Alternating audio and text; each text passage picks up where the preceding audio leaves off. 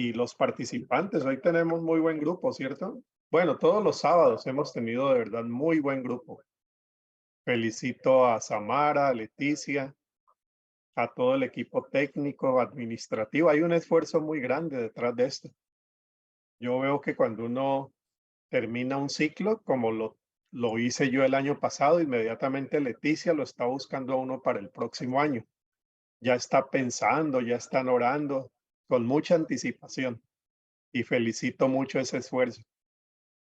¿Me están escuchando bien? Muy bien. Bueno, Sí, sí, señor. porque hoy tengo dos pantallas. Esta por donde me están viendo y por ahí hay otra, porque quiero usar el iPad para intentar hacer algunos dibujos a manera de tablero. Vamos a ver cómo nos funciona. A veces me funciona muy bien y otras veces no. Entonces vamos a ver. Bueno, ¿cómo les ha ido? Yo quiero ver el chat para escucharles cómo les ha ido con las lecturas, cómo les ha ido con el aula. Yo he estado revisando los comentarios que ustedes han hecho. Voy esta semana a entrar ya a participar con todo lo que he leído y tenemos una semana más de lecturas, de plataforma y en otras ocasiones yo les he dicho lo que ahora repito, que esta sesión sincrónica para mí es como, vamos a aproximar un 40% del aprendizaje, es muy importante, pero el 60% está a cargo de ustedes. Ese es el modelo de este tipo de educación, donde el 60% depende de sus lecturas, su interés. Hay una palabra que a mí me gusta mucho. Algún día yo voy a buscar algún argumento teológico para fundamentar la palabra curiosidad. Esa palabra para mí es fundamental en todo proceso de crecimiento humano, curiosidad. Entonces va a depender mucho de la curiosidad de ustedes, qué otros recursos se pudieran investigar y si ustedes tienen interés en leer un poco más, esta semana vamos a dedicarla también para eso. Y usted diga, Harold, me gustaría tener el libro que usted mencionó de la señora cubana. Bueno, entonces yo le digo, no, ese ya lo pusimos el sábado pasado, pero si usted quiere lo volvemos otra vez a poner. Pero que a partir de la curiosidad que ustedes tengan, puedan seguir creciendo en el tema. Bueno, un 40-60 creo yo, pero eso es muy relativo, ¿no? Por otro lado, yo creo que en estos modelos de educación, cuando termina el curso, comienza el aprendizaje. Porque uno queda con unas inquietudes, unos elementos, pero a partir de allí se abre una puerta. Lecturas que usted no había hecho, consideraciones que no había tenido. Entonces, cuando cerramos el curso, ya después de esta semana de plataforma, de aula, ustedes sigan investigando, sigan practicando y sigan pensando en esto que hemos dicho. Y yo creo que esto obviamente es válido para los demás cursos también del diplomado. Bueno, ya Samara y también la persona que estaba a cargo de la presentación programada nos ha recordado algunas de las cosas que no debemos olvidar y yo voy a ir con ellas también. No olviden marcar la asistencia de las 4 sesiones presenciales o sincrónicas. Entre al aula y marque las asistencias. No vaya a olvidar eso. Bueno, el control de lecturas. En el aula está también lo que se sugería que se hiciera, entonces que ustedes puedan responder a esas propuestas que estábamos haciendo en el curso, sobre todo esa lectura de la primera clase. Después de terminar hoy, yo creo que después, ¿no, Leticia? Vamos a subir el quiz de las 10 preguntas. Vea, son facilísimas. Como una evaluación, la palabra no suena bien, examen tampoco suena bien. Vamos a llamarla un cuestionario. De todas maneras, eso no suena bien. 10 de sí o no, que le va a ayudar a recordar lo que aquí dijimos, lo que leímos y otras cosas más. Les aseguro que es muy fácil. Eso hay que hacerlo para esta semana y que ustedes puedan cerrar el ciclo en el aula también cumpliendo esos mínimos que ustedes tienen. Bueno, Vivian dice, quisiera que indicara el link de la semana pasada de una pastoral chilena que trabaja con diferentes denominaciones. Se llama,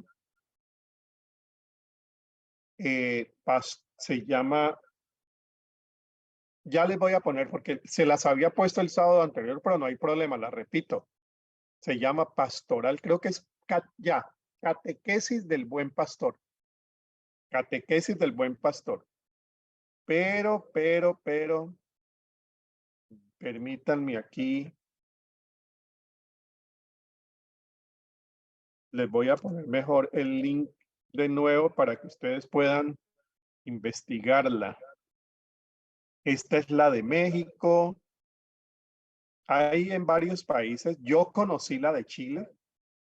Fui para visitarles, traje algunos recursos y voy a ponerles aquí inmediatamente para que ustedes puedan ahondar un poquito más.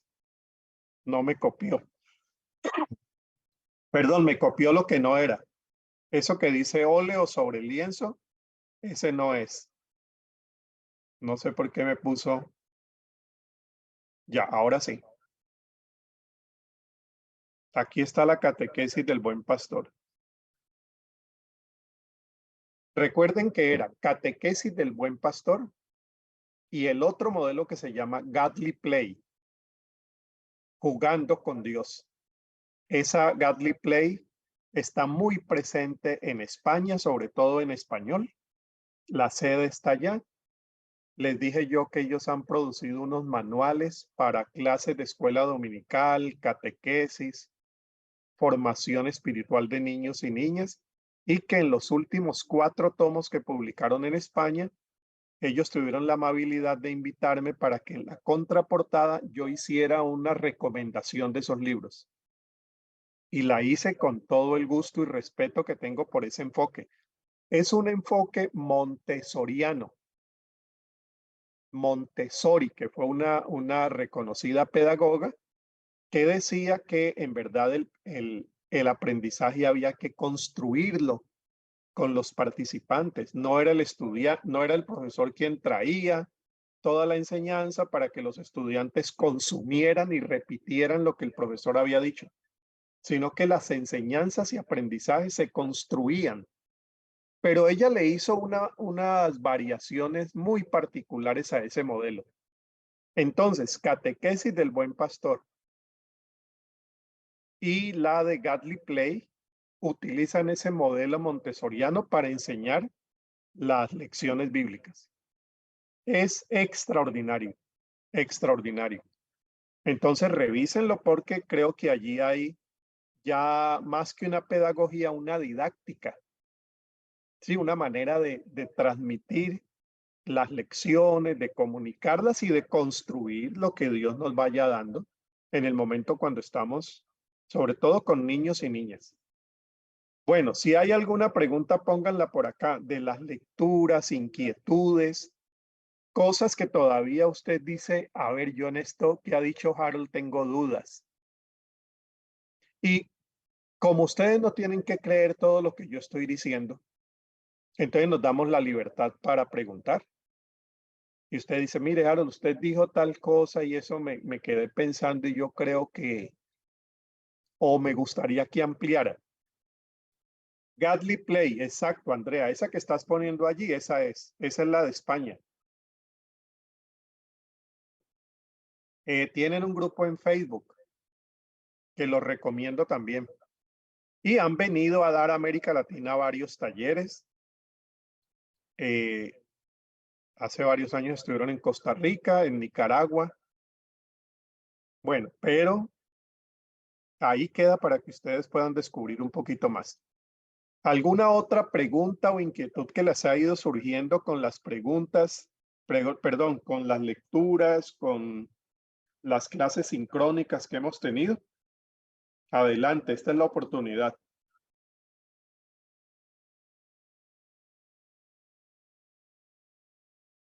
Bueno, si no, vayan aprovechando también el chat por si salen algunas preguntas más en el transcurso de este tiempo juntos. Bueno, permítanme subo la presentación de hoy. Si me permites, Leticia o Samara, para subir la presentación. Como tengo la doble pantalla, seguramente me dieron acceso por la otra. Si me das por esta también.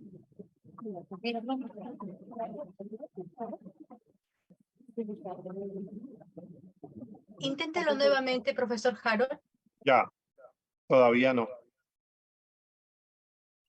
Ya, un momentito, por favor. Bueno, no hay problema. Dice Andrea, de mi parte solo falta de tiempo para ampliar el plazo y eso me ayuda mucho.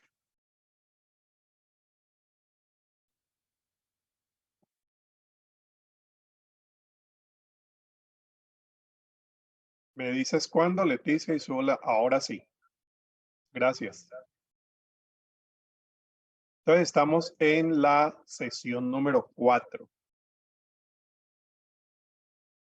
Hoy vamos a hablar de los ejes fundamentales de la pedagogía de la ternura y los ámbitos de aplicación que ya hemos dicho algo sobre esto, pero hoy voy a hacer un gráfico que puede ampliar también dónde es que uno aplica pedagogía de la ternura y por qué es tan importante saber que la pedagogía de la ternura no es un asunto solo de la escuela. A mí me parece que eso es muy importante. Incluso es muy bíblico. Por ejemplo, en el libro de Deuteronomio, cuando se habla de la enseñanza, no se habla de la escuela. Se habla de otros ámbitos donde también se aprende y se enseña.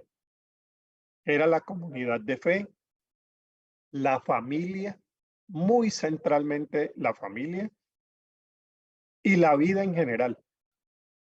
Dice cuando vayas caminando, cuando vayas viviendo, vas recordando lo que el Señor ha hecho, pero no era la formalidad de una clase.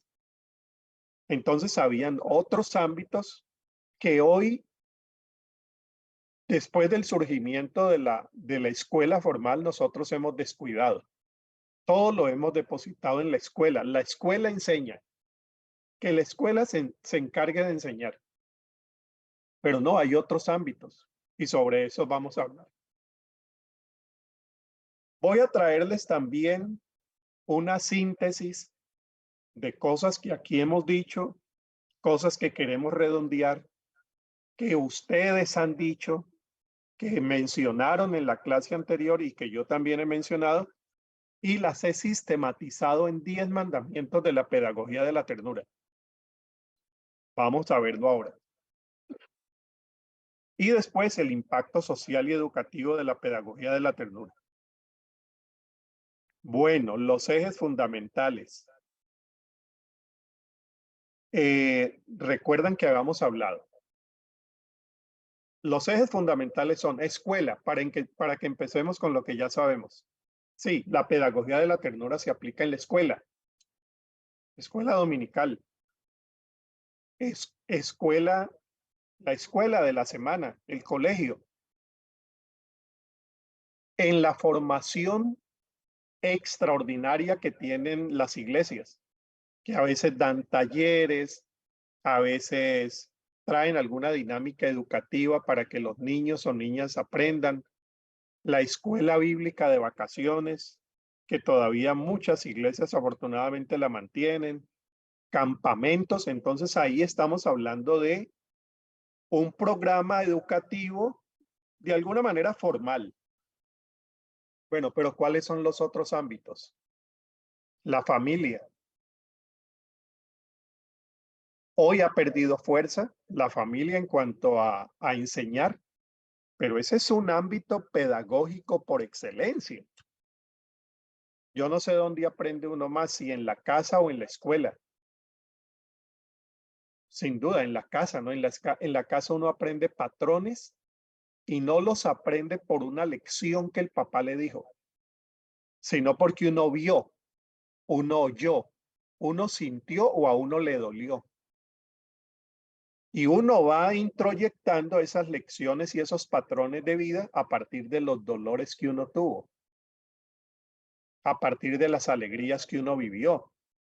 Y uno no es consciente de todo lo que aprendió, que tiene que ver con las formas como uno negocia, las formas como uno se viste, las formas como uno se asea, las formas como uno ve el futuro, todo eso se aprende de parte de abuelita, abuelito, papá, mamá, tíos, ese círculo familiar, a veces muy reducido a mamá, mamás solteras, o a veces un círculo muy ampliado, donde entran también otros familiares e incluso vecinos que ayudan a educar. Bueno, un tercer ámbito, la iglesia. Y la iglesia enseña no solamente cuando enseña. Es decir, no es que, a ver, vamos a aprender, vamos a la escuela dominical. Ya salimos de la escuela dominical, ahora vamos a conversar, ahora vamos a jugar, ahora vamos a tomarnos allí un jugo. En eso uno no enseña. No, la iglesia enseña cuando está en la clase y cuando está fuera de la clase, en las formas como nos relacionamos, en las formas como tratamos al maestro, a la maestra, al pastor, a la pastora, en las formas como entendemos quién es el que tiene aquí autoridad y quién no, quién manda. Esos modelos se aprenden fuera de la clase, entonces es un ámbito educativo también central. ¿Habría otro más? Escuela, familia, iglesia. A ver, abro el chat y voy viendo aquí ustedes qué opinan. ¿Habría en el día de hoy otro más? Donde uno diga, allí hay oportunidad para la pedagogía de la ternura, porque es un ámbito educativo. ¿Habría otro más? ¿Qué opinan?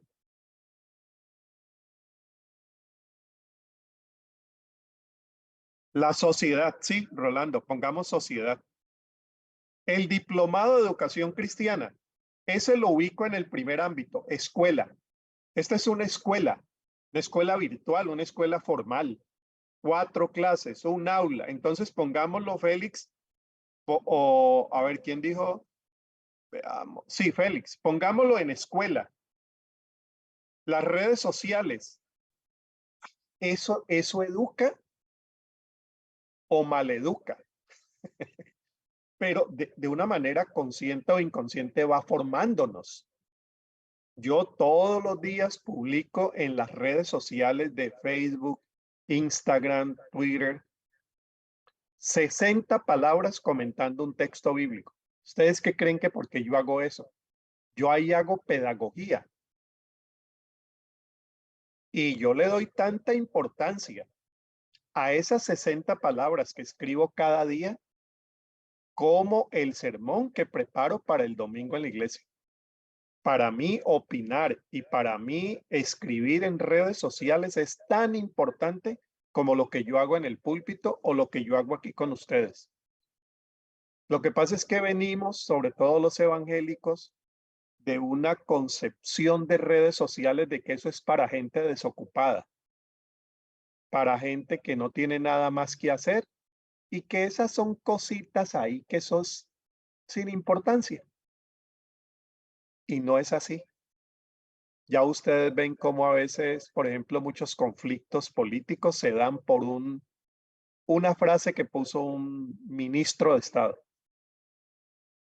Por las redes están pasando muchas cosas y son los nuevos ágoras de evangelización, de enseñanza y de desarrollo humano, si es que nosotros queremos también allí fomentar evangelio. Las redes sociales me gustó. Félix, con el profesor Harold Segura. Bueno, eso espero que esté aprendiendo, porque yo estoy aprendiendo de ustedes. Van a verlo ahora en los 10 mandamientos.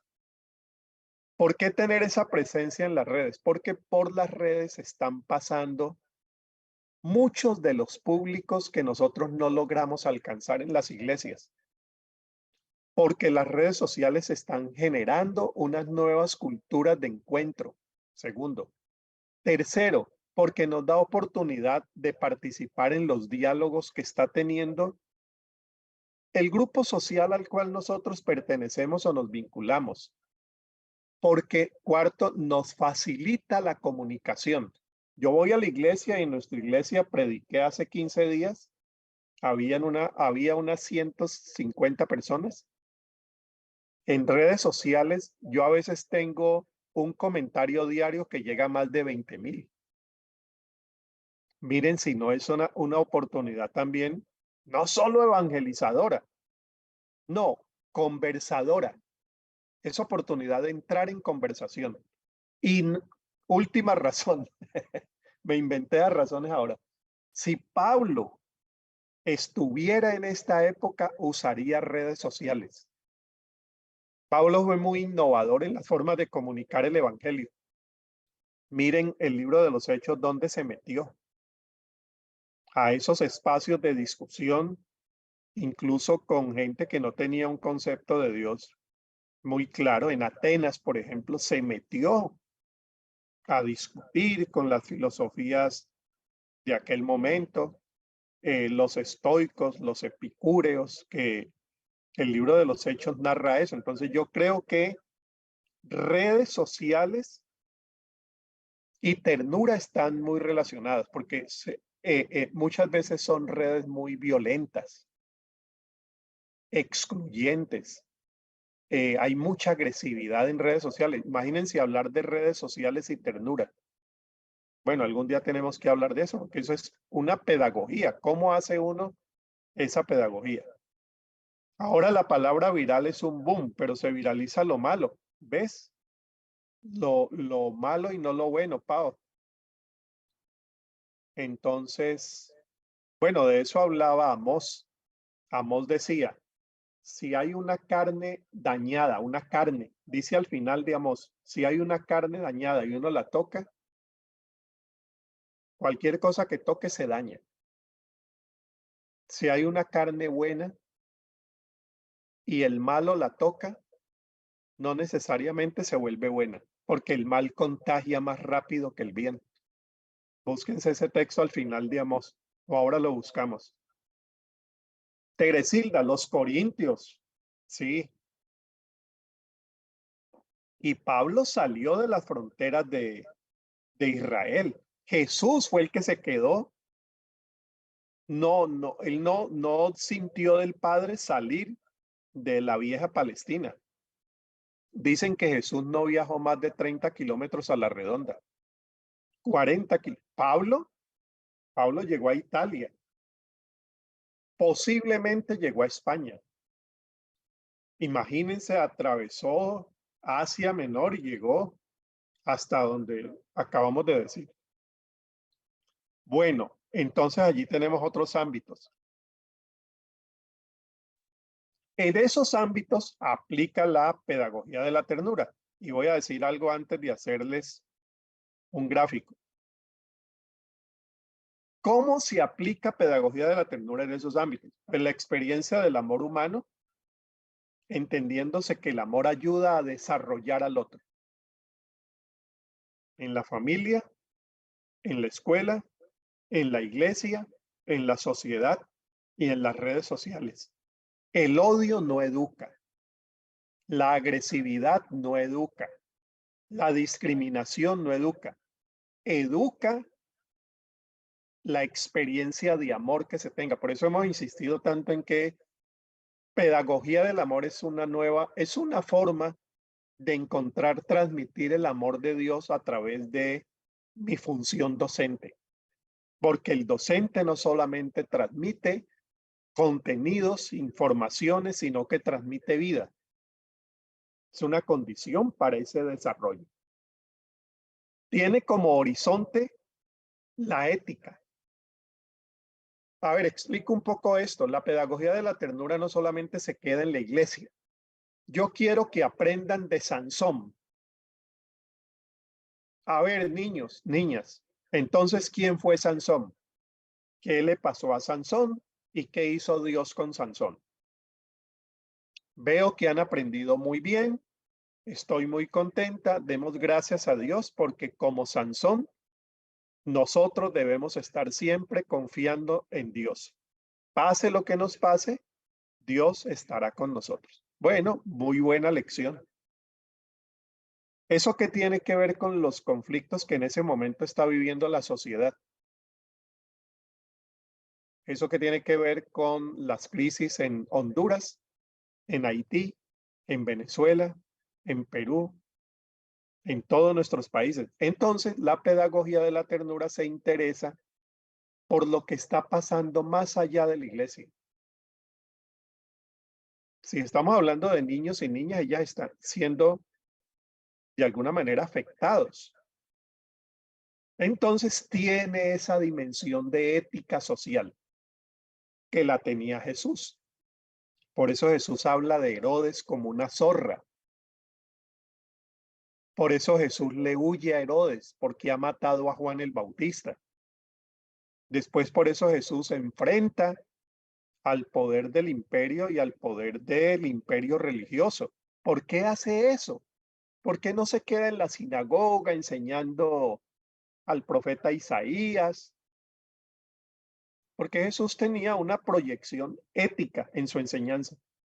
Y ya lo vemos desde el Sermón del Monte.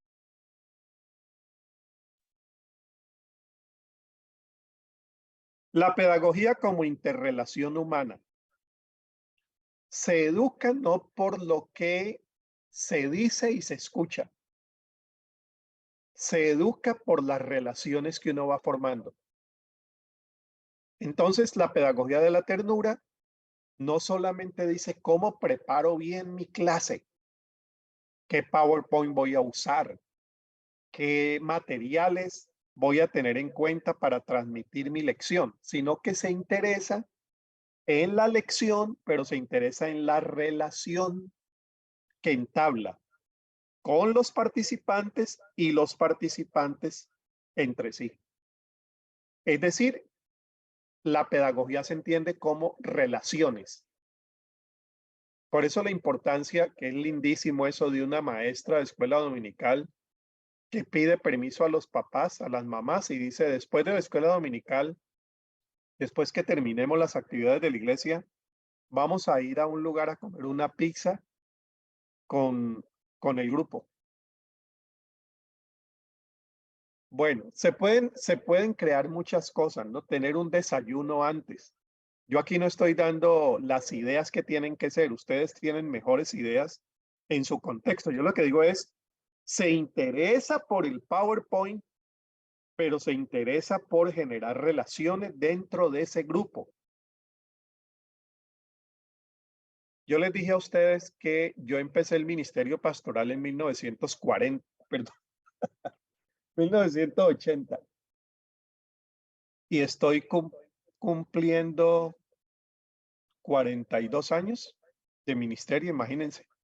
Gracias de Dios, ¿no? Entonces, cuando uno tiene ese recorrido, ya uno ha tenido experiencias de gente que uno casó y que ya son abuelos, de niños que uno presentó en las iglesias bautistas y en otras se presentan los niños al Señor en los primeros meses. Y esos niños ya se casaron y esos niños ya tienen hijos. Entonces ya uno tiene una mirada para ver qué hizo uno bien y qué hizo uno mal. En estos días yo le decía a mi esposa, eso que hicimos en la iglesia con aquella pareja de novios, jamás yo lo volvería a hacer. Y me decía, sabes que yo también tenía esa duda. Uno se equivoca, pero gracias a Dios, en mi caso, hay muchos niñitos de esa época que me aparecen por redes sociales. Me dicen, Pastor Harold, qué bueno encontrarlo. Yo siempre recuerdo mi infancia en la iglesia. ¿Y saben qué recuerdan? No recuerdan la clase de escuela bíblica de vacaciones que yo les di, que yo fui director de escuela bíblica de vacaciones antes de ser pastor. No recuerdan ni siquiera los sermones, aunque algunos sí. Lo que recuerdan son las relaciones que tenían con uno y las relaciones que generaron entre los grupos. Me dice, esa iglesia para mí significó mucho. A ver, ¿cuál sermón te impactó? No, pastor, yo sermones no me acuerdo ninguno. Yo me acuerdo de la hermana Teresa, del hermano Juan Carlos, de la hermana Alicia. Recuerdo cuando usted era novio de Marilú. Y recuerdo cuando nos fuimos a un paseo. Usted no sabe todos los buenos recuerdos. Entonces, esas relaciones forman parte de la pedagogía. Eso es muy grato, pero eso ya cuando uno tiene cierta trayectoria y comienza a ver hacia atrás y uno dice, miren qué cosa, ¿no? Impactó más lo que uno hizo fuera de la clase que lo que uno hizo en la misma clase. Bueno, la pedagogía de la ternura como comunicación en amorosidad. Esta es una expresión de Alejandro Kusianovic. Él se inventa sus palabrejas. Comunicación en amorosidad. Comunica amor. Entabla relaciones de amor. Eh, bueno, amor y ternura son primas hermanas. La primacía del don y de la gracia. A ver, esta la vamos a desarrollar un poquito mejor. ¿Qué es lo primero en un proceso de enseñanza-aprendizaje, en un proceso pedagógico? ¿El deber o la gracia? ¿La obligación o el placer de aprender? Bueno, si usted y yo somos sinceros, sinceras, venimos de una educación donde lo más importante ha sido el deber, la obligación, la obediencia y la sujeción. En América Latina nos formamos bajo parámetros educativos basados en el deber, la obligación y la sujeción. Sobre todo sociedades que vivieron dictaduras. Dictaduras reconocidas y dictaduras encubiertas. Eso que pusieron todo en orden y pusieron a marchar toda la sociedad al mismo ritmo, esas dictaduras militares y otras ingenieriles. Ingenieros que dijeron, así es la sociedad, como una máquina. De nos pusieron a marchar y la educación, les decía yo el sábado pasado, se vio permeada por esa cultura donde se afirmaba el deber y la obligación por encima de todo. Si no es deber ni obligación, entonces, ¿qué es? ¿Y dónde vamos a encontrar el modelo? Yo les pregunto, ¿para Jesús lo importante de su modelo educativo era la obligación y el deber? Ahora hablamos de eso. La ternura como una virtud política, por esto de la dimensión ética, para transformar la democracia en un modo de vida. La democracia es un gran tema de la educación hoy.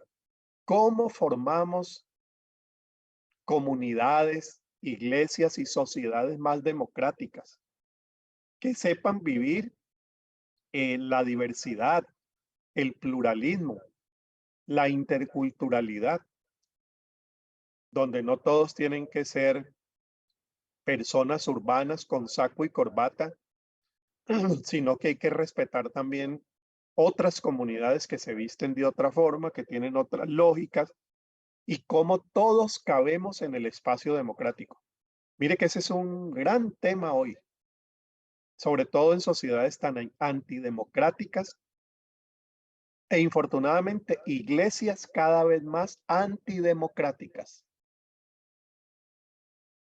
Ya ni siquiera esos modelos congregacionales de aquí lo decidimos entre todos han permanecido. Ahora es un grupo con una persona que se destaca como un gran comunicador, un influenciador, que decide todo con 12 amigos y amigas, y la gran masa de 500 personas no saben por dónde pasan los temas de transparencia, finanzas, nombramientos. Son iglesias que no están promoviendo democracia. Y todo eso se le atribuye a Dios nos ha dicho. Mire, es un tema muy sensible y muy delicado que tiene que ver con la pedagogía de la ternura en esa dimensión de virtud política. La ternura tiene una virtud política. Bueno, entonces, vamos a hacer el dibujito que les digo a ver cómo les parece. Ustedes ahí estaban viendo la presentación, ¿no? Sí. Ya. Como tengo estas dos pantallas, a veces me equivoco. Entonces voy a subir esta otra pantalla. Ustedes solamente me dicen si la pueden ver. Ahí todavía no están viendo nada, ¿no? Entonces déjenme, yo miro. Lo hice una vez y me salió bien.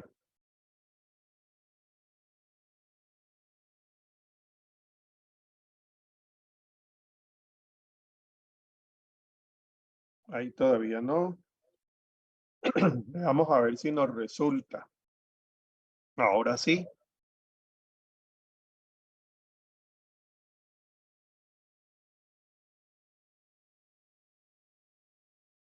Ahora sí. Muy bien. Vamos a ver entonces a dibujar acá. Mire, volvamos al tema del deber y la obligación y todos estos temas. A ver, ustedes, y no tienen que estar de acuerdo con esto. Esto lo que queremos es que genere un poco de preguntas y conversación. Estoy mirando el chat. Hola, para llegar a más personas, ya, con las redes sociales y todo. Bueno, entonces, mire, dijimos, perdónenme que estoy saliendo todavía de una tos que me quedó después de regresar de vacaciones. La educación nuestra ha girado alrededor de estos valores. El deber. Tú debes. La obediencia.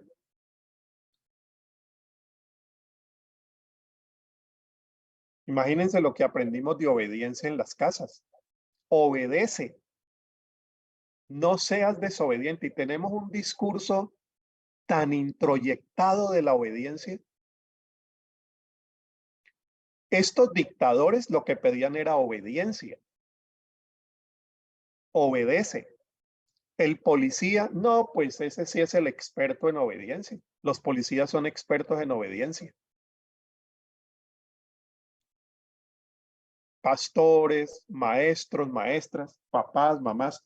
A ver esta palabra, sujeción.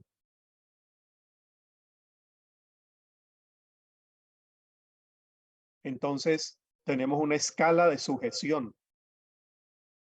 Dios, el pastor,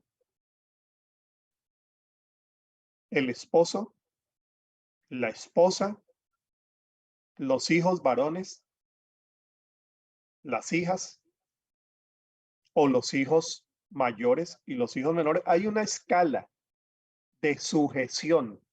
Vamos a ver. Otra, imposición.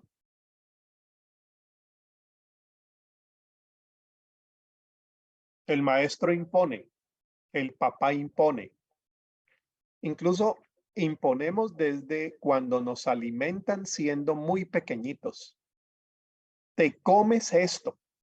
Yo recuerdo, a mí no me gustaba la carne, imagínense el mal gusto que yo tenía, no me gustaba la carne, hoy que me gusta tanto.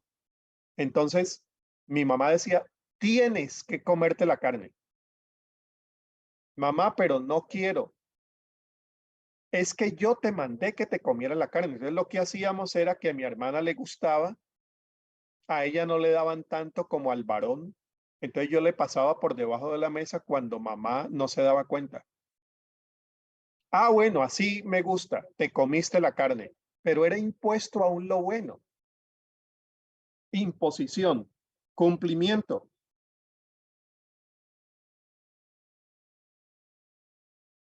Bueno, agregaríamos uno más. Félix dice, como le impusieron comer carne, ahora le gusta. Yo creo que me estoy desquitando.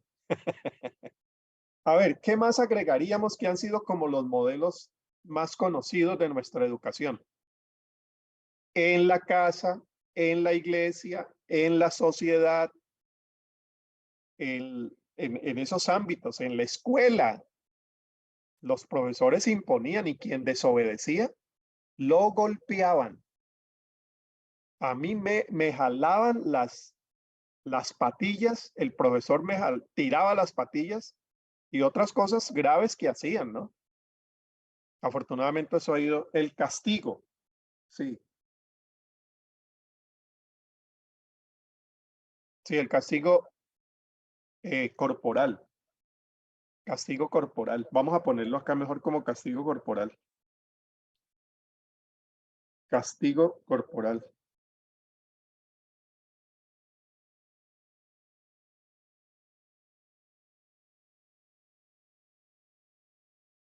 Mire, por ejemplo, Jael dice, ¿cómo enseñar a los niños a comer verduras si ellos no quieren? Ah, buen trabajo de pedagogía de la ternura.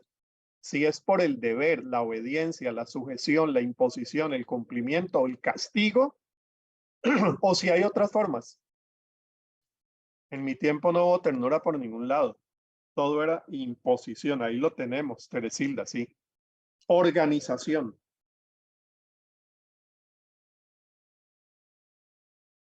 Bueno, entonces podríamos comenzar a pensar a partir de la pedagogía de la ternura si hay otros modelos bíblicos, sobre todo a partir de Jesús, en los cuales podamos educar. Y uno, la pregunta que tiene que hacerse aquí es,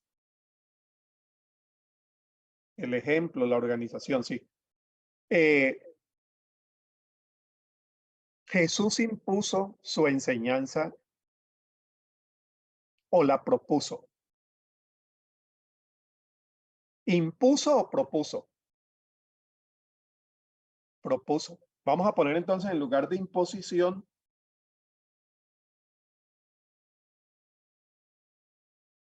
proposición.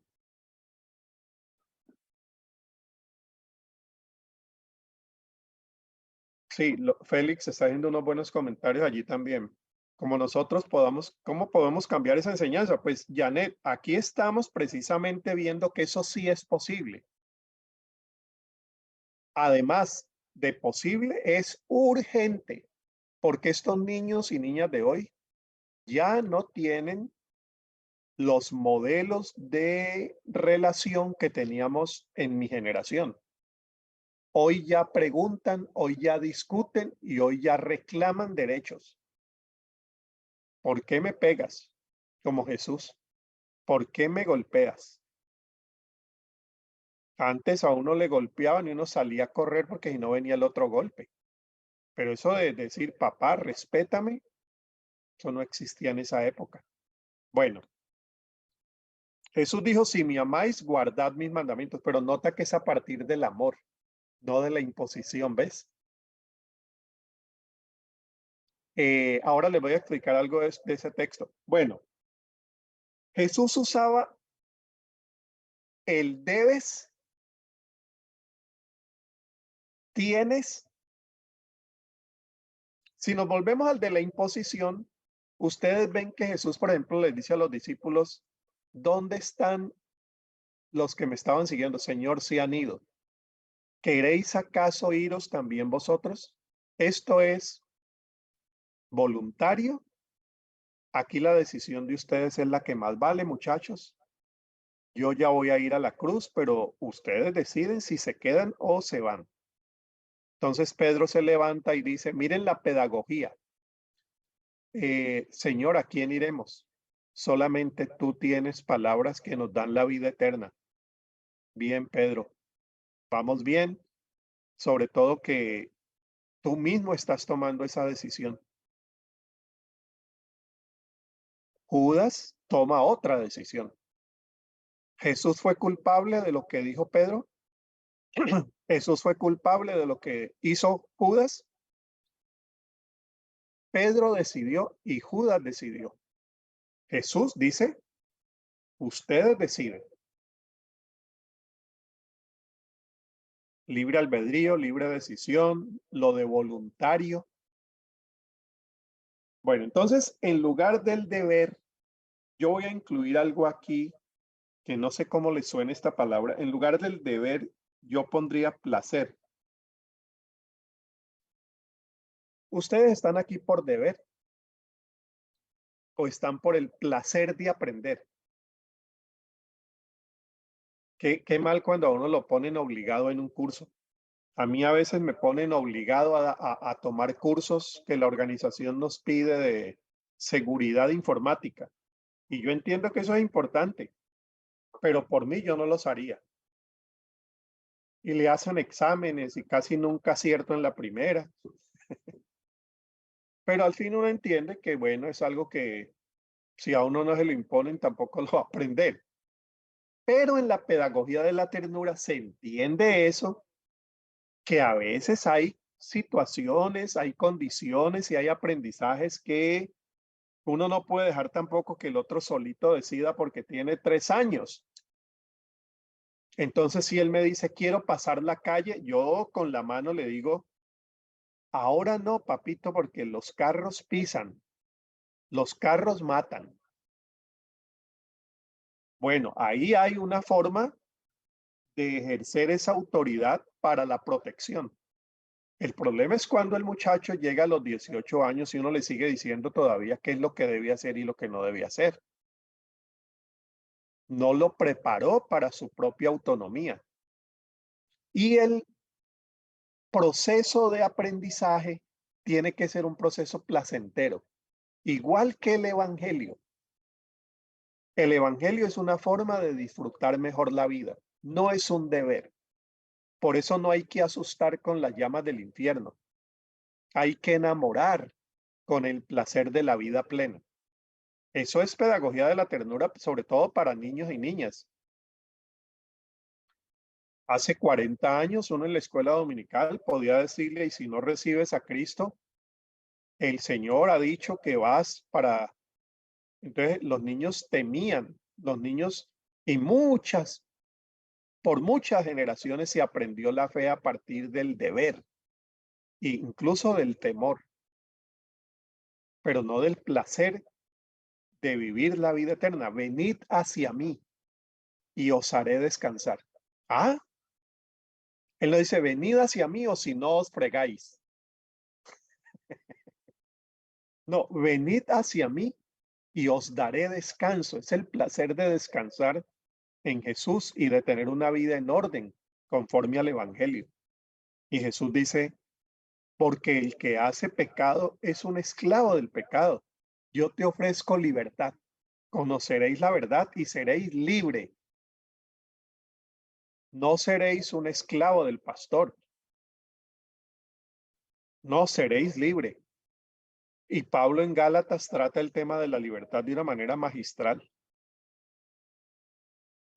Ustedes están cargados y cansados, Yunaide. Sí.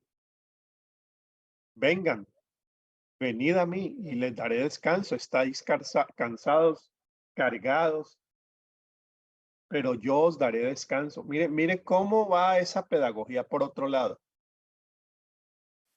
Lo de la obediencia. ¿Qué opinan ustedes de la obediencia, que ha sido una palabra que tiene una carrera tan larga en nuestra cultura, en nuestras iglesias? Es verdad que la Biblia usa la palabra obediencia, pero la usa con una connotación no tan violenta y tan forzada como nosotros le hemos puesto. Igual que cuando dice el temor al Señor. El principio de la sabiduría es el temor y nosotros entendemos temor como miedo. No, es el respeto. ¿El respeto a qué? El respeto a mí mismo.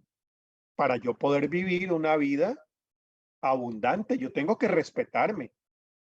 Entonces ese temor es el temor del respeto y no el temor del miedo.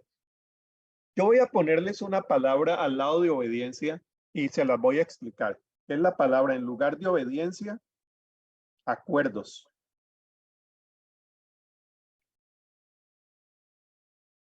A ver, les voy a comentar cómo me funcionó esto con estudiantes. Me sigue funcionando en universidades y con mi hijo y mi hija. A ver, con mi hijo, yo me senté con él y le hice un reclamo. Le dije, papi, ya con 20, 21 años, usted cuando se va no informa, no informa a qué horas va a regresar. Yo no le estoy pidiendo que me diga dónde está y toda la agenda, pero sí más o menos porque nosotros nos preocupamos que son las 11 de la noche y no sabemos si es que estás en una fiesta o es un día. Él era una persona siempre es una persona de mucho diálogo, ya se fue para España, pero una vez me dice, pero ¿por qué tengo yo que siempre informar? Entonces yo le dije, yo tenía dos opciones, es que yo soy tu papá, yo aquí pongo las normas y tú eres el hijo que tienes que obedecer, pero decirle eso a un muchacho de 20 años, ya terminando casi la universidad, falta de respeto. Otra sería, es que yo pago las cuentas en esta casa, como me decía mi papá a mí, ¿no? Es que yo soy el que pago aquí. Cuando usted quiera hacer lo que usted quiera, pague usted. Miren el veneno que hay detrás de eso. Porque cuando hay hijos que ya pagan sus cuentas y respetan a papá, y el papá anciano y con Alzheimer, el hijo de una manera inconsciente dice, ahora me tienes que obedecer a mí, viejo enfermo. Miren, unas cosas muy serias las que estamos hablando aquí. Si el que paga manda, entonces yo con mi hijo, en lugar de decirles que me tienes que obedecer, le dije, papi, es que hicimos un acuerdo. En los acuerdos yo cumplo, pero tú cumples, porque es un acuerdo, o si no cambiemos el acuerdo. Cuando yo me voy, yo siempre informo más o menos a qué hora llego. Tú mismo me preguntas a mí, ¿a qué horas volvés? Entonces yo te digo, más o menos, entonces es un acuerdo. Vamos a atender todos la cama. El último que se levanta atiende. O cambiemos el acuerdo. No tenés que obedecerme. Tenés que respetar los acuerdos para que seas una persona que se desarrolle también como persona responsable, que sabe hacer acuerdos. Entonces el acuerdo me parece a mí que es mejor que la obediencia. La obediencia tendrá algún aspecto bueno, sí, pero es que nosotros no queremos que los hijos nos obedezcan, sino que los hijos sean responsables, sepan discernir el bien del mal. ¿Te imagina uno diciéndole al hijo o el maestro de escuela dominical, tienes que obedecer a Dios? El condón no es de Dios. Las relaciones sexuales y tienes que obedecer. O el papá vigilándolo con quién se va. Hoy es imposible. ¿Qué va a hacer ese muchacho cuando esté solo? Cuando no lo esté viendo el pastor, ni la maestra de escuela dominical, ni la mamá. ¿Qué va a hacer con su sexualidad? Ahí va a tener que ser responsable, no obediente. ¿Ven por dónde va el asunto del acuerdo? Es la responsabilidad lo que uno necesita que el muchacho desarrolle.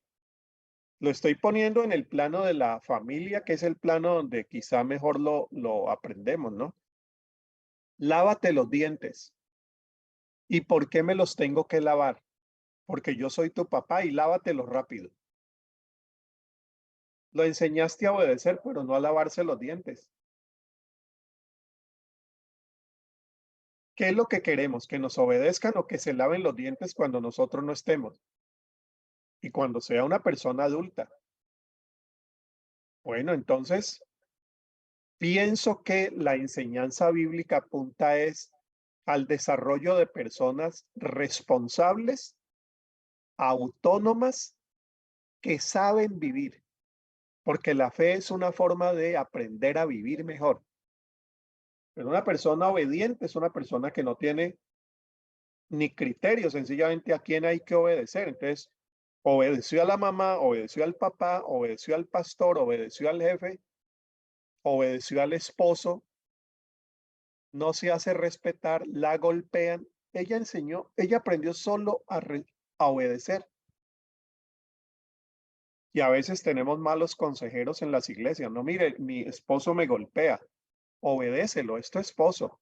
Recuerda que dice la palabra, mire eso, una pedagogía así.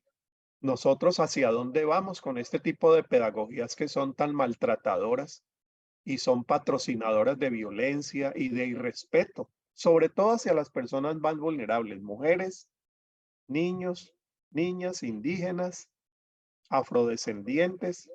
Entonces que obedezcan, porque aquí el que manda es el blanco, el rico, el poderoso. Entonces, por eso dice la pedagogía de la ternura tiene una aspiración ética, es formar sociedades más responsables, más democráticas, más participativas, más respetuosas del otro que no hace las cosas como nosotros las hacemos, ni se viste como nosotros, ni piensa como nosotros.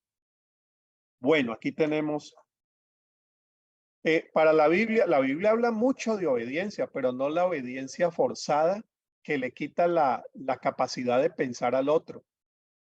A ver, es como un acuerdo. Por eso, escucha, Jovita, en la Biblia se habla de pactos. Dios se compromete y el pueblo se compromete.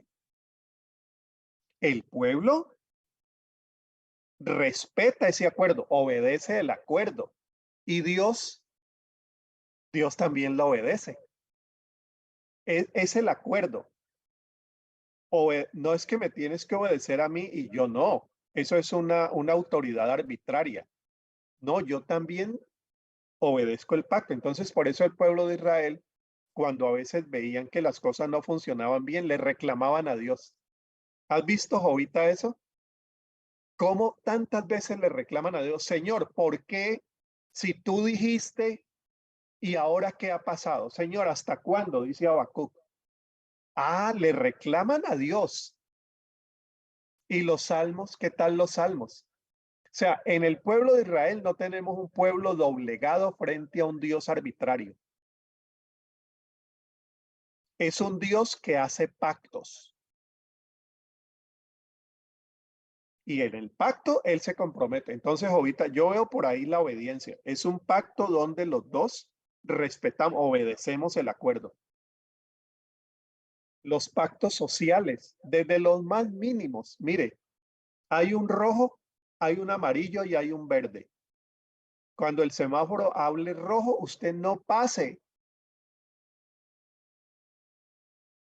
Pues ahora me lo paso porque yo no obedezco a nadie. Viene un camión y se lleva el carro de uno. ¿Por qué obedece así? ¿Por qué no obedece frente a un acuerdo que hemos hecho social que para podernos proteger todos y proteger al otro, respete el rojo? ¿Para qué? Para que usted no se meta en problemas ni vaya a poner en riesgo la vida del otro. Mira la obediencia allí. Pero si yo digo obedezco el rojo porque de pronto hay una cámara que me está viendo y me van a cobrar $100. No, no entiende. Cuando no hay cámara, maneja ebrio y no respeta el rojo. Se daña y daña al otro.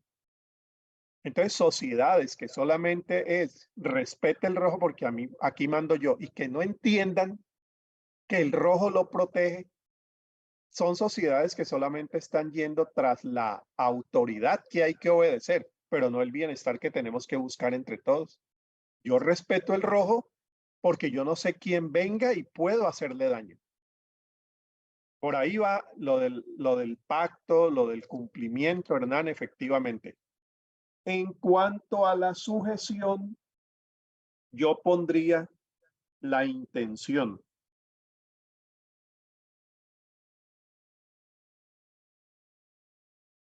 Pablo dice, Mujeres, sujétense al esposo, porque el esposo es la cabeza, pero después sigue. Maridos, amen a sus mujeres como Cristo amó a la iglesia y se entregó. Uy, se la pone más difícil a los hombres. Es otra forma de sujetarse a la mujer. Y después dice, sujetaos unos a otros. Entonces el asunto no es así.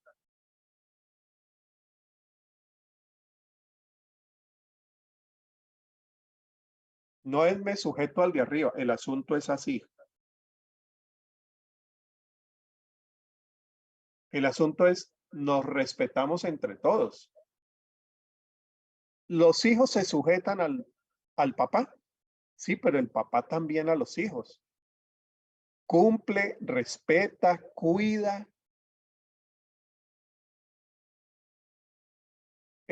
Un papá que no respeta a los hijos y piensa que porque es el varón de la familia tiene el derecho a golpearlos en la cara, es una completa bestialidad. Pero sí, así nos educaron y por ahí vamos y seguimos todavía. Lo grave es cuando se argumenta todo esto de aquí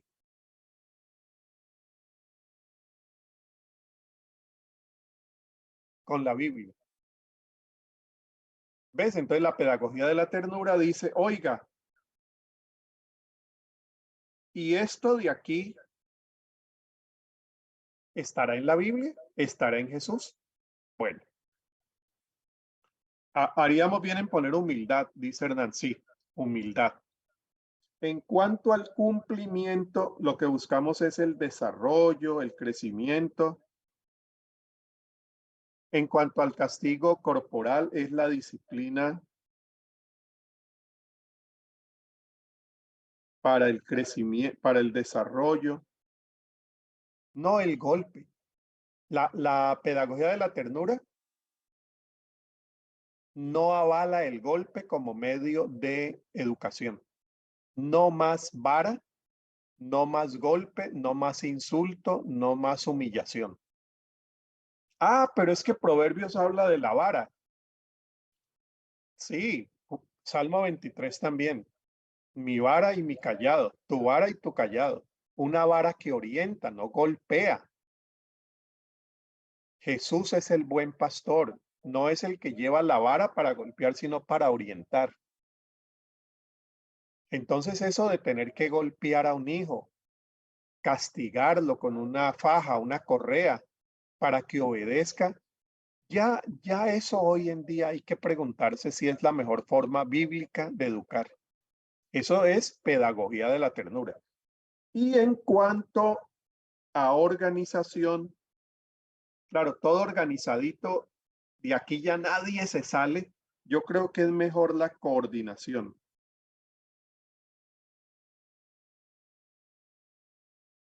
Y esto, si usted lo aplica a sus clases, funciona. Muchachos, yo traigo este programa. Eso es lo que yo he organizado. ¿Ustedes qué opinan y qué piensan sobre esto? Acabo de tener una experiencia con un grupo en el que estoy enseñando un curso de misión integral. Yo les puse unas lecturas, no conocía el grupo, nos reuníamos cada 15 días y la coordinadora a la mitad de los primeros 15 días me dijo, Harold, yo creo que no están entendiendo esas lecturas. Entonces yo dije, vamos a tener una sesión de mentoreo.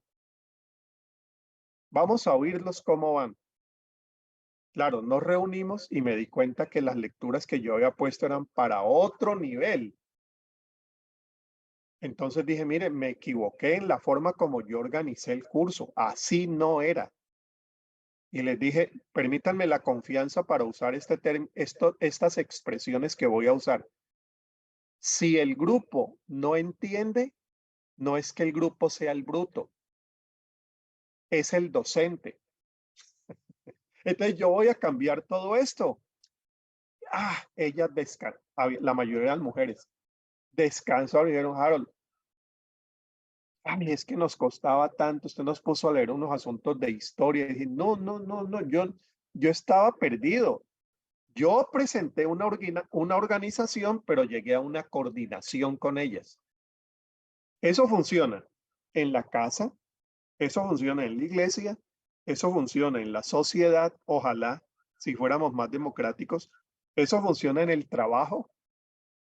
Ya esos jefes de la organización estricta, el castigo, el cumplimiento, la imposición, la sujeción, la obediencia, deberíamos poner ahí el espacio laboral, el espacio empresarial. Espacio laboral es muy importante también como pedagógico y formador de equipos de trabajo más coordinados. Yo como jefe no vengo a organizar el grupo, vengo a coordinar el grupo y a los que les gusta el fútbol. Lo que hay que lograr es coordinación. El director técnico tiene una organización, pero los jugadores son los que van a llevar la bola. Bueno, a ver, ¿qué opinan de esto? Esto tiene que ver con todo el corazón de la pedagogía de la ternura, que pasa de una educación impositiva a una educación respetuosa. En el ministerio también. Pablo le dice a los pastores jóvenes, no guíen la grey a la fuerza, no impongan. Necesitamos hoy que se están desarrollando tantos caudillos, mega caudillos, que yo le tengo miedo a ese caudillismo evangélico. Desde el púlpito se enseñan modelos de comportamiento que no son a veces tan respetuosos con la autonomía de la gente. Escuchen que decíamos, el evangelio busca autonomía, responsabilidad y libertad. Eso de esa sumisión, humillaciones y enseñar a través del temor, o traes el diezmo o Dios te va a mandar, porque yo tengo un testimonio de una persona que dejó de dar el diezmo, son cosas muy humillantes, muy humillantes. Vamos a terminar aquí con un momentito de descanso. Les cuento esta historia y vamos al descanso. Miren, estaba yo dando un curso y una señora después de la clase dijo, yo quiero hablar con usted, Harold, porque yo tengo una situación familiar. Me contó que su bebé había muerto. Doloroso, ¿eh? Bueno, entonces yo le pregunté, ¿qué han dicho en su iglesia y cómo te están ayudando en este proceso? Dijo, es que ese es el problema mío. El pastor me dice que Dios se llevó mi hijo porque yo tengo que haberle fallado a Dios en algo. Le dije, ¿tu pastor te dijo eso? Dice, sí. Eso es lo que yo quería conversar con usted porque yo busco en mi vida y busco en mi vida y busco en mi vida. Y Harold, yo tengo mis pecados, yo tengo mis fallas, como las otras personas que tienen sus hijos y Dios no se los llevó. ¿Por qué a mí? Le digo, ¿y le has comentado eso al pastor? Dice, sí, y cuando se lo comento, él me ha dicho, pero usted ha buscado bien en su corazón y le empieza a hacer un examen y le dice, usted ha estado dando el diezmo con fidelidad para explicar por qué Dios se llevó al bebé. Una pastoral muy cruel. Uno diría allí, pastor, no se trata tampoco de que sea del todo pastoral de la ternura, ojalá, pero por lo menos una pastoral sensible. ¿Cómo le va a decir usted el diezmo para explicarle la muerte del bebé? Entonces allí estamos frente a unas situaciones donde transmitimos en nuestras teologías esas pedagogías tan ausentes de ternura, respeto, sensibilidad por el otro. Bueno, se debería dar a predicar a alguien que no diezma. Ese es un caso que hay que resolver ya en la iglesia, porque si solamente van a predicar a los que están cumpliendo todo el evangelio, no predica nadie, no predica nadie, nos quedamos impredicadores. Bueno, pero pues hay iglesias que valoran lo del diezmo y cada iglesia tendrá que resolver sus cosas. Muchos las están resolviendo de una manera irrespetuosa, que no está formando gente para la vida plena, sino para la sujeción completa. Bueno, tomémonos 5 minutitos, ¿les parece? 5 minutitos y volvemos. Voy a poner por acá el contador.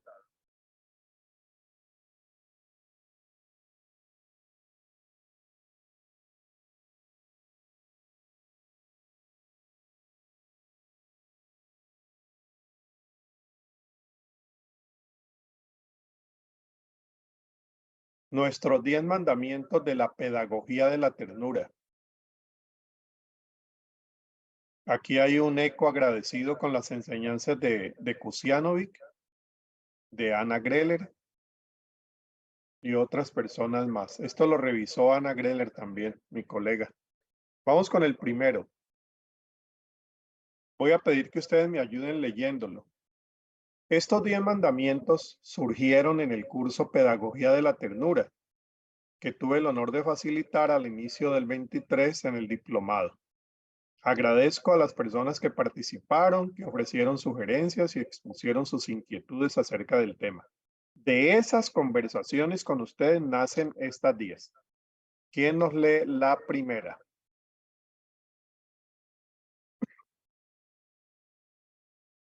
Vamos a leerla entre todos.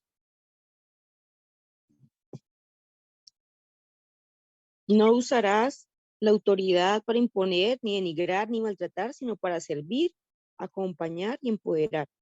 Bueno, ahí estamos resumiendo, ¿no? No usarás la autoridad para imponer, ni denigrar, ni maltratar. Niño bruto, ¿por qué no entiendes? Sino autoridad para servir como Jesús.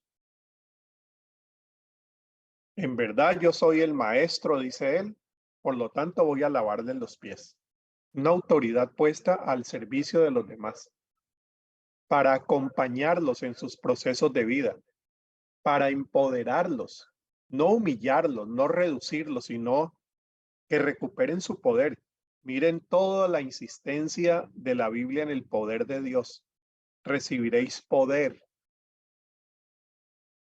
Empodera. No disminuye al ser humano, lo empodera. Y la pedagogía de la ternura lo que ayuda es a eso. ¿Quién nos lee la segunda? No No reducir, ay, reducirás perdón. bueno, Pau, sí, no dale Pau reducirás- primero. ya, no reducirás la ternura al mundo de las relaciones privadas o individualizadas, sino que harás que ellas también una virtud política, amor eficaz. Eso. No se reduce solamente al mundo del besito, el abracito, la caricia en el pelo. No se reduce la ternura, no se reduce a eso. Es también y sobre todo una virtud política. Lo que dijimos aquí tiene una trascendencia ética. Para que el amor sea eficaz, tenga aplicación en las formas como nos relacionamos y hacemos sociedad. Ahora sí, quien quería leer tiene la palabra y nos ayuda con la tercera, por favor. Gracias. Te esforzarás por hacer del cariño, la amistad y el respeto un bien público que en lo posible pase también a ser un bien común, incluso un bien jurídico. Claro, gracias, Madeleine. A ver, esforzarnos por hacer del cariño, la amistad, el respeto un bien público. Que ojalá nos tratáramos todos así. ¿Cómo tratamos a la persona que cuida la puerta en el banco?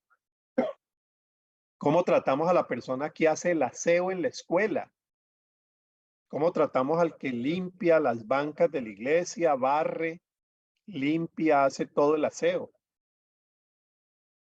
Entonces, procuramos que estos niños y niñas que tenemos hagan de esa amistad y de ese respeto un bien para los demás. En lo posible que sea un bien común. Incluso, dice Alejandro Kusianovic, un derecho. El derecho a ser respetados, a ser tratados con amistad y con cariño. ¿Quién nos lee la cuarta? Buscarás que tus clases sean experiencias alegres, gratas y en lo posible juguetonas. Recordarás a José Martí que la escuela sea sabrosa y útil. Gracias, Shirley. Esta me gusta mucho. En portugués dirían en lo posible que tenga brincadera, Sí. que sea juguetona. Esa palabra me gusta mucho en portugués. Ahora, no siempre se puede. Hay cosas que son muy serias y hay que tratarlas con seriedad. Pero hay otras donde se puede involucrar algo más de flexibilidad, alegría, juego. Búsquense, yo les recomendé buscar en internet gamificación. Gamificación. La gamificación tiene que ver con cómo pasamos al aula, juegos, asuntos divertidos. Hoy eso se está empleando aún en los espacios laborales. ¿Cómo podemos aprender en ambientes de más amistad? Jesús dice, ya no os llamaré siervos, sino amigos. Es decir, una pedagogía de la amigabilidad. Amigabilidad, que es la de Jesús.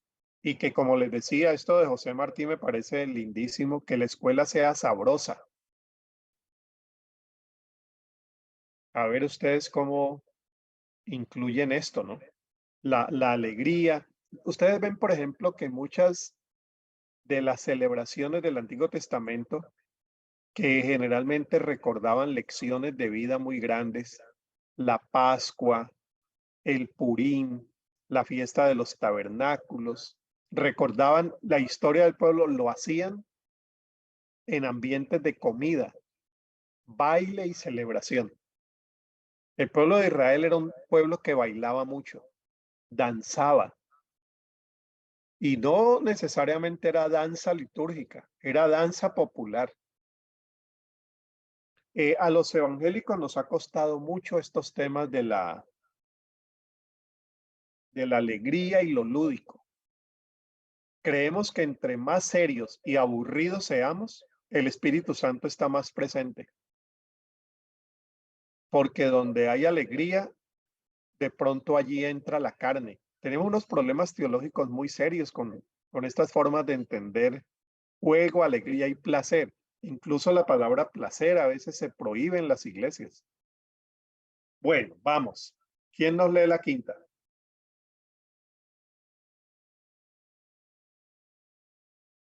Guzmán, gracias. Buenos días. Quinta, enseñarás el valor del pensamiento crítico, a tratar de ver el mundo con los ojos de Jesús, a discernir el presente, interpretar el pasado y soñar el futuro. Te agradezco mucho. Enseñarás el valor del pensamiento crítico. No es criticón. Esa gente que dice, a ver, ¿de qué están hablando para contradecir? No, es el pensamiento que no se queda con lo superficial y va más al fondo. Pensamiento crítico. Lo de los creyentes de Berea, que dice que Pablo llegó a Berea y le dijeron, a ver, muéstrenos eso que usted está diciendo está aquí. Y Pablo dice, qué gente más noble. Nosotros hubiéramos dicho qué gente más rebelde, más criticona. No, Pablo dice noble. Si usted está dando una clase y alguien dice, yo no comparto eso que estás diciendo, dígale qué noble está haciendo. Uno no está para imponer las ideas en una clase, ni siquiera las ideas bíblicas. Las ideas bíblicas son interpretaciones nuestras, pero no podemos imponer interpretaciones. Entonces es bueno que la estudiante desarrolle ese pensamiento de querer ir un poco más al fondo. Y eso hay que enseñárselo a los hijos desde los canales de televisión que vemos. Si usted se queda solamente con CNN y los canales oficialistas de derecha o de izquierda, muéstrele que hay otros canales que hay otras redes donde esa misma noticia se presenta de otra forma.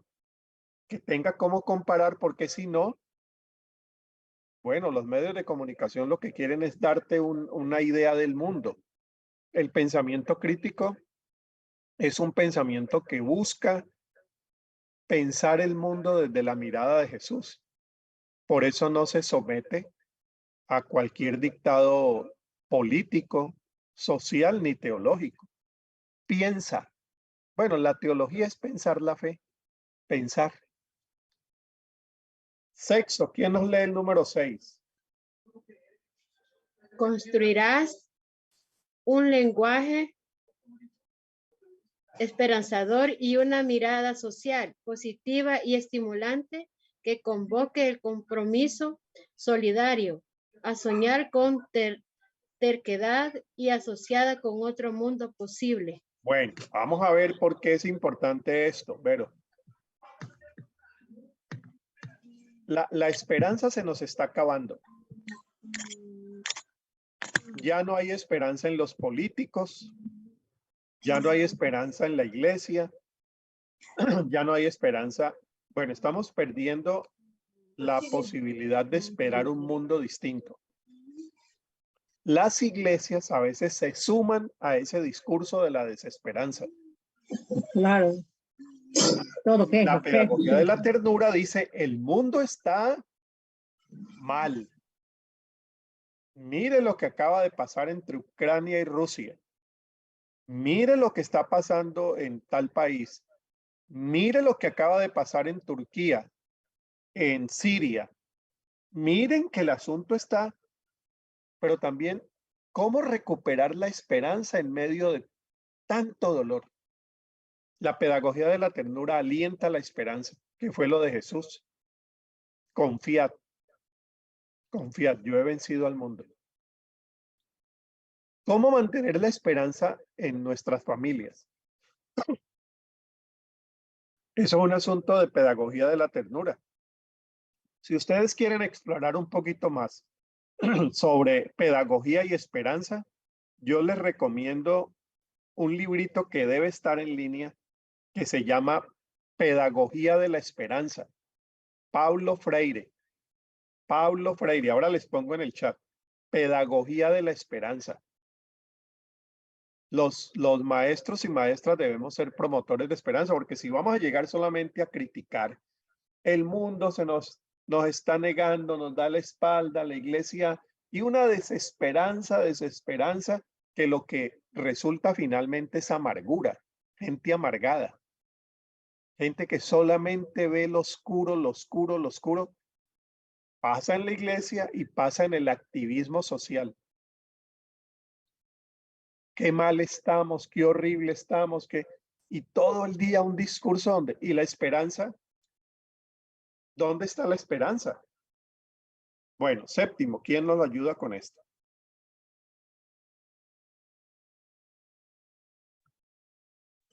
¿Quién nos ayuda? ¿Quién quiere? No, profesor. Adelante. A ver, no veo nada. ¿Dónde está para leerlo?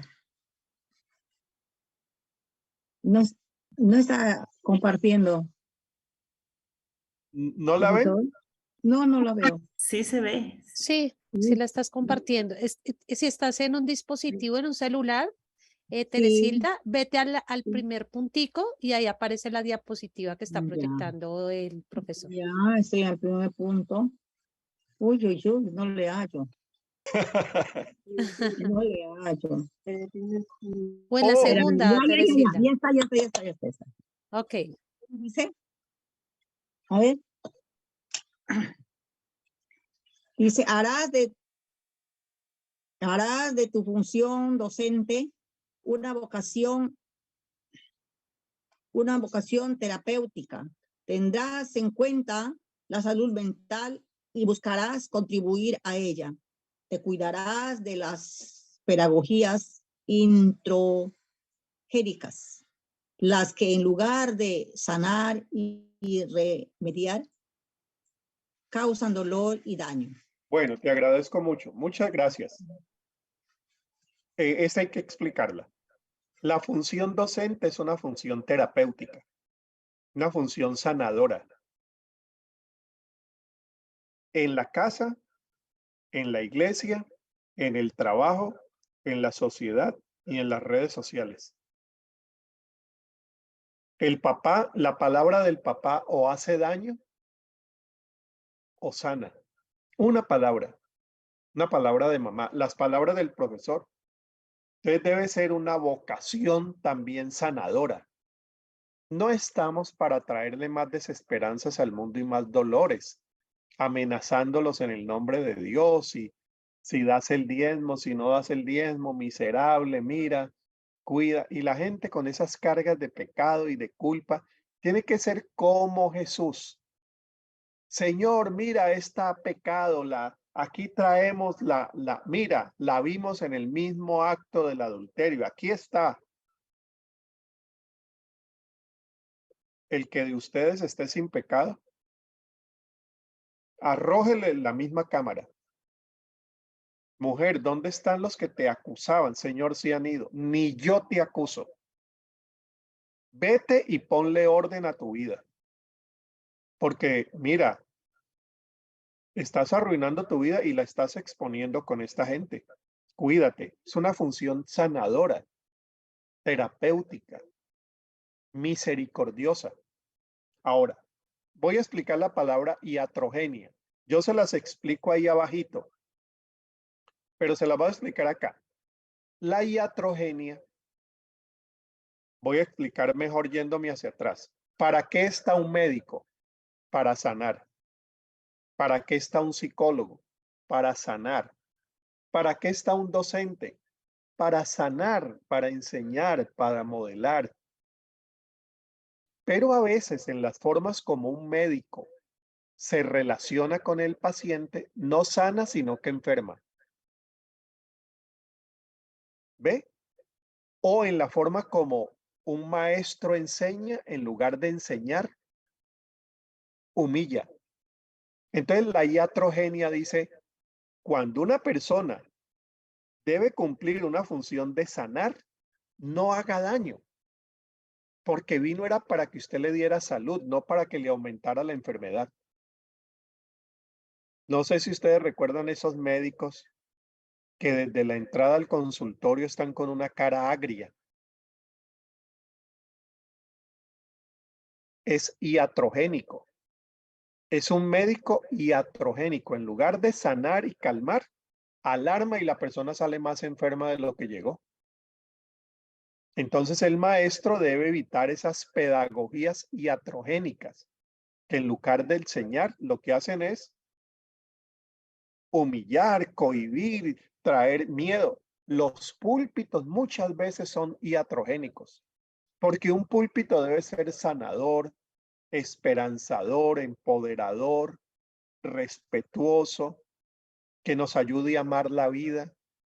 Pero a veces con eso que decimos desde los púlpitos, terminamos siendo iatrogénicos. En lugar de sanar, hacemos lo contrario, enfermamos. Hay mucho púlpito que genera mucha neurosis. Entonces, hay que volver otra vez cómo lo hacía Jesús. ¿Quién nos ayuda con la número 8? Adelante.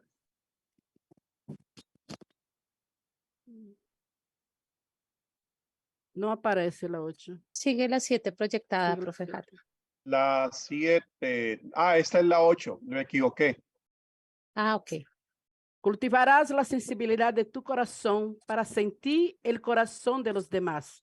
Velarás de tu espiritualidad y tu vida interior para conectar con la dignidad de los demás. Guardarás tu corazón. Gracias, muchas gracias. Bueno, ahora estábamos hablando de Paulo Freire, que fue brasileño, era brasileño. A ver, dice la palabra, sobre toda cosa guardada, guarda tu corazón. Ahora vamos a hablar de algo interesante. La pedagogía de la ternura se interesa en los demás y se interesa en uno mismo como docente y profesor. ¿Cómo guardo mi vida? ¿Cómo guardo mi corazón para poder guardar la de los demás? Generalmente, donde hay una persona que humilla, Hay una humillación que no ha sido sanada en el que humilla. Por eso hay que velar por nuestra propia condición como ser humano, tratar de vivir una espiritualidad saludable. Que Dios nos sane para poder sanar a los demás. Esto apunta a el docente. Número 8. Es la 9. Jovita, adelante.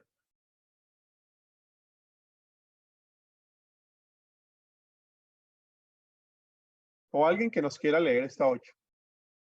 No descuidarás que tu tarea pedagógica implica una responsabilidad ética. Por lo tanto, una nueva comprensión de la política como ética pública. Muchas gracias. Esa dimensión ética que hemos ya mostrado. ¿Quién nos lee esta, por favor? Le colaboro, por favor. Gracias. No te resignarás a la barbarie de este mundo, sino que construirás un discurso profético. Haga frente a lo que como humanos hemos sido capaces de perpetrar en nombre del bien, de la paz, del pueblo y de Dios mismo. A ver, gracias, Marta. Colombiana. La pedagogía de la ternura no se resigna a creer que el mundo tiene que ser como es. Tanta barbarie. Tiene que construir un discurso a la manera de los profetas, que le haga frente a lo que el ser humano ha hecho con los demás seres humanos e incluso con discursos de las cosas más nobles. Miren lo que se ha hecho en nombre del pueblo, lo que se ha hecho en nombre de la paz. La guerra se ha hecho a nombre de la paz, de Dios, guerras que llaman guerras santas. Entonces no nos resistimos a esa barbarie y procuramos desde las bases de la sociedad construir modelos de relación social distintos. Bueno, y la última. A ver. Ok, yo puedo leer. Gracias, Joel. No te harás falsos ídolos, ni seguirás falsos caudillos.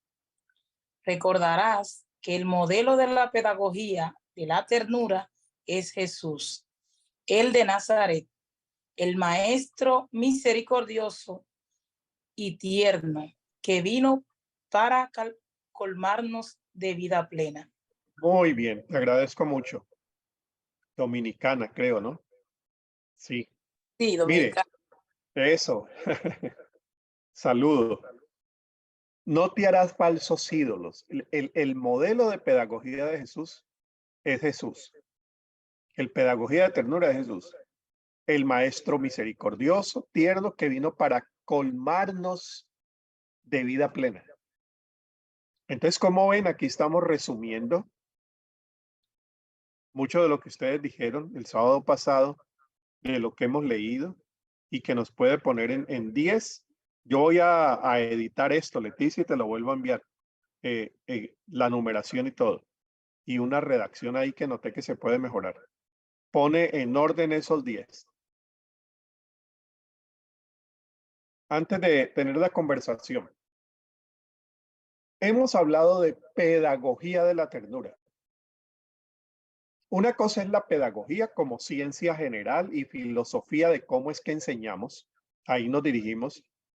Y otra es la didáctica. La didáctica es los términos y las instrucciones ya prácticas que yo sigo para diseñar una clase, hacer un plan de curso, hacer un programa. Esa es la didáctica que surge de una pedagogía. Esta pedagogía tiene que traducirse en una didáctica. Pero nos hemos enfocado en lo que está en el fondo.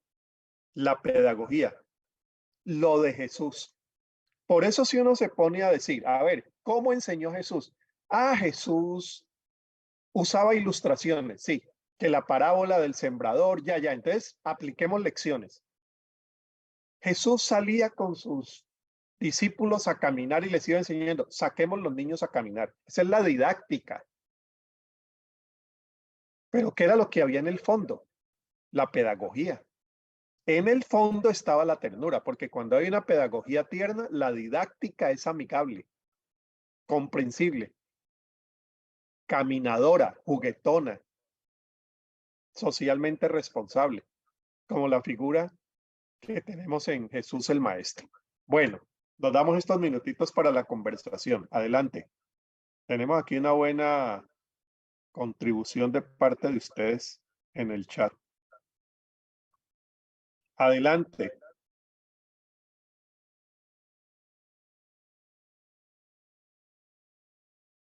Pedagogía de la Esperanza, Andrea, ahí lo estás poniendo. Andrea nos ha puesto el link para descargar Pedagogía de la Esperanza. Uy, está todo el libro. Qué bien. Yo lo tenía, pero no en digital. Mire, todo el libro Pedagogía de la Esperanza está aquí. Qué bien, gracias. Adelante.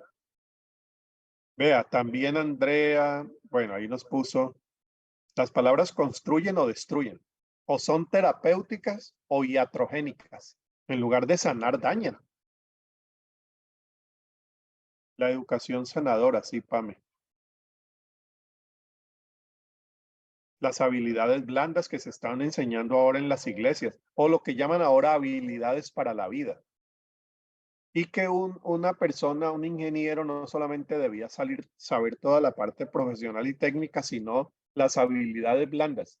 Saber entablar relaciones con los demás, saberse relacionar, saber responder y reaccionar a la frustración, a lo que no resulta bien. Por ahí había un estudio de que entre los grandes ejecutivos que habían sido despedidos de sus organizaciones, las razones eran el 70% habilidades técnicas. No los despedían por malos técnicos, sino por malos seres humanos, insoportables, abuso, acosadores. Entonces, ¿qué vamos a hacer con una persona que es un premio Nobel y es un acosador?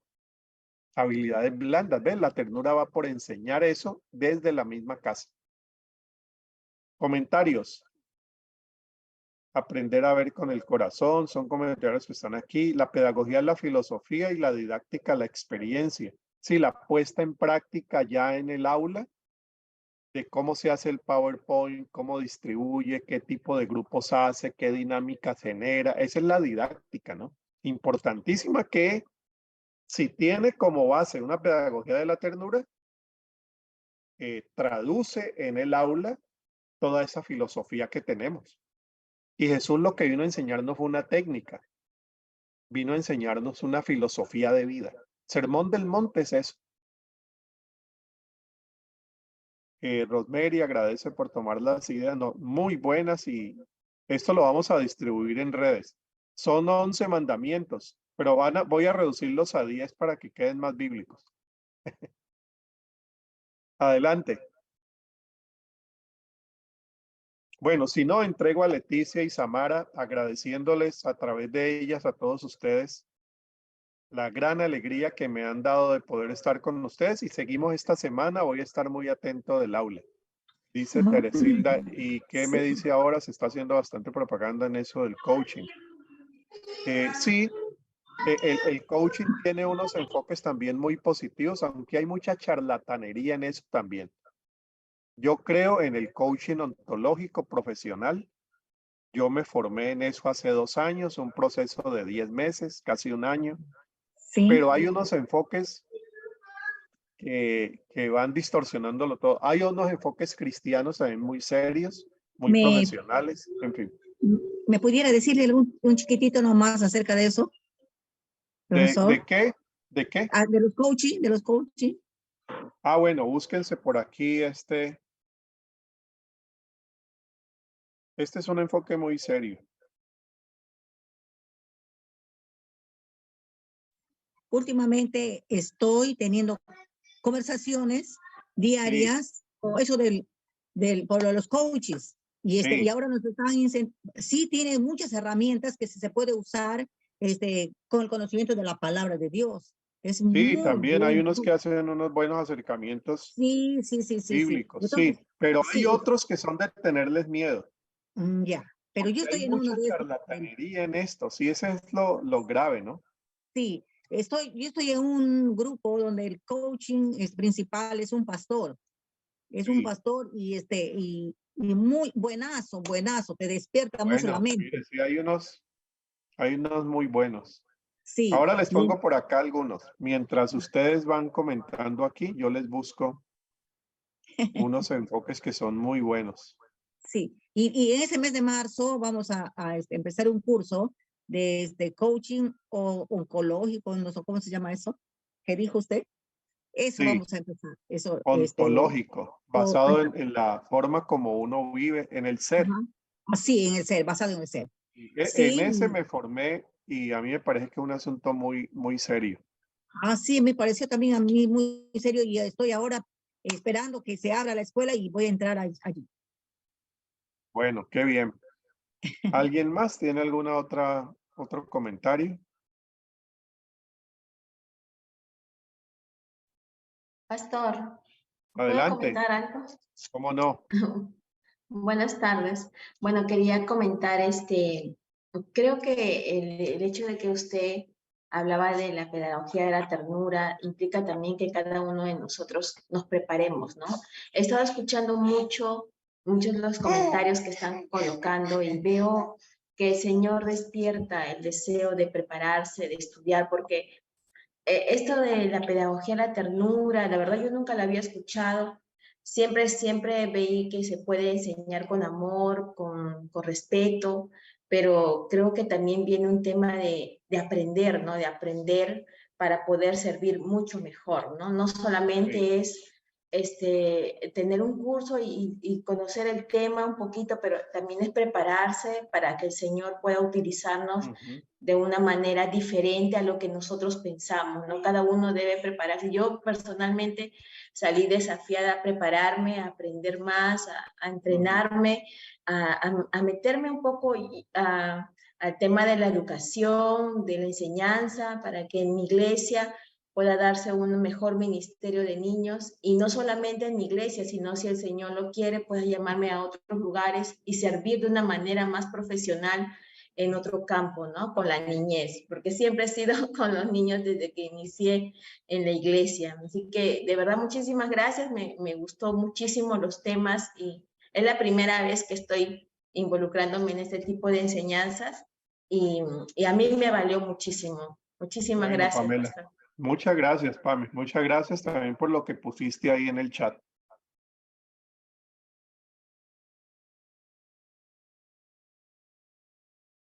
Bueno, Leticia y